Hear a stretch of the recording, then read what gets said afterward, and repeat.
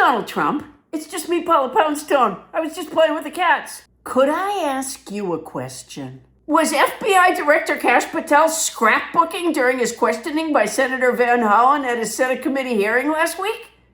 I didn't see any bric-a-brac. You gotta see this. You made these provably false statements that I know are sort of like urban legend in right-wing media about margaritas in El Salvador, which is provably false. And so coming from the mouth of an FBI director to make provably false statements in a hearing like this is extremely troubling.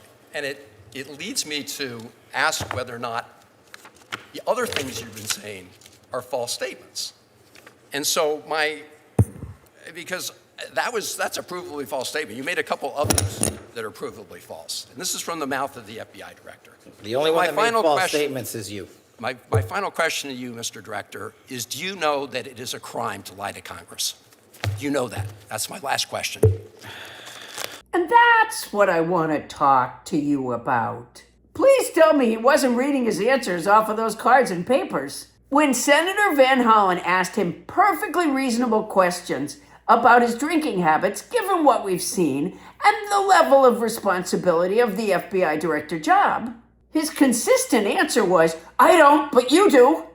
If he needed notes for that, he likely does have severe damage from alcohol. Anybody with any understanding of alcoholism knows that the first step towards recovery is recognizing that you think Senator Van Hollen drinks more than you do. The next critical step along those lines is calling anybody who asked you about it a doo-doo head. Wait a minute. Are you asleep? Donald, wake up! What the hell? Why do you keep falling asleep? You fell asleep in China with Xi Jinping too, huh? Why, did he read aloud to you from Goodnight Moon? Do you have any idea how embarrassing this is for our country? Yes, I'm sure you are tired. Hey, if you told half the lies you tell, you'd have 12 more hours to sleep each day. You came home from China saying that Xi Jinping said that America was in decline, but that he stipulated to you that he didn't mean within the last 15 months. You said that he said that it was only in decline before your presidency, and that it was amazing what you had done in 15 months.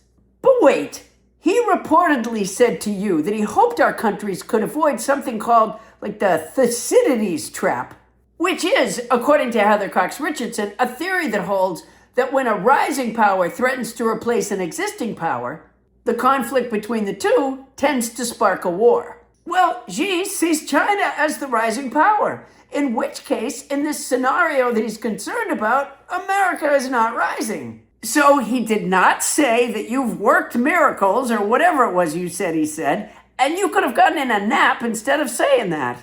Did you ever think of having our back while you were there? The whole China trip was a humiliation to America. Your little chin barely came up over the table at the banquet, I think it was, because Xi gave you a lower chair than he had. Haven't I told you you have to bring your booster to these events? They don't have phone books anymore. Now that you're home, you're back to work on your decorating in Washington, D.C. You're going to put up a National Garden of Heroes in West Potomac Park, I heard. Won't it be good to see the likenesses of Hannibal Lecter, Pinochet, Jeffrey Dahmer, the January 6th attackers/chorus, Robert E. Lee, Hitler, the Unabomber, Viktor Orban, Jeffrey Epstein, the Jaws Shark, Putin, a flock of sparrows from the birds, and multiple statues of Donald J. Trump, all in one place. Why don't you have your pool guy do it? It'll be cheaper.